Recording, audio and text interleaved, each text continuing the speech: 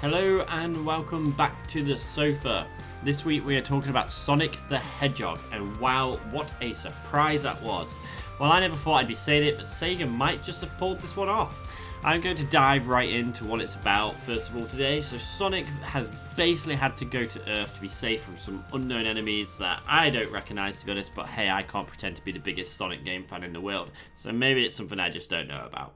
From there, alone on Earth, he has to navigate around human life, always keeping out of sight, but always having this deep longing to have friends and a home. Eventually, he messes it up after getting lonely and he gets a little bit upset, which is really understandable, wouldn't we all, if we were alone all the time and just watching everybody else. And so, because of his mistake, appears Jim Carrey as the evil Dr. Robotnik hired by the US military to find out what happened. From there, he realizes and sees Sonic, and then he wants to capture him to extract all this magical power. And if he can't capture him, then hell, he's going to kill him. So Sonic does make a friend in the end in the form of the sheriff, Tom Wachowski, played by James Marsden. Almost butchering another name, sorry. Together, they end up traveling to retrieve Sonic's coins, all whilst being pursued by Dr. Robotnik.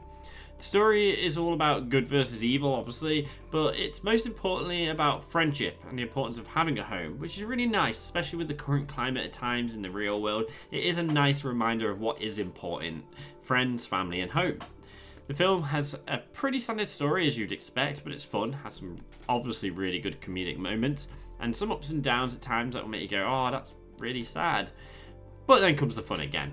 And no, Jim Carrey does not make the film, but wow, was it amazing to see him back to his best. Yes it was. He was amazing, and as always, his comedic genius shows through. He was good to see, but the voice acting by Ben Schwartz, butchering another name again, I apologise, and James Marsden's performance on screen was actually pretty good. And it's nice to see that Jim Carrey wasn't making the film, but the film as a whole made itself. It certainly has plenty of game Easter eggs as well, so hardcore game fans from the old school games and more recent ones will still probably be happy with the film. But it also give enough for new entrants to the Sega world of Sonic to be highly amused without the need for prior knowledge to who the characters are. It also ties itself up pretty nicely for a second showing, depending on how well this one actually does. I actually think it will definitely have a second film, as the film is actually pretty good, and it leaves it open for a second film, and now I want to see it, so crack on Sega, you might as well do it now. Overall, I'm giving it 3 out of 5. I know that's a bit of a modest score, maybe perhaps you would think a 4 out of 5, but I think a 3 out of 5 is fair for a decent family-friendly fun film. It's as good as Jumanji as well. It's an easy watch, so something that you'll probably watch on a Sunday afternoon or keeping the kids entertained while making dinner after school.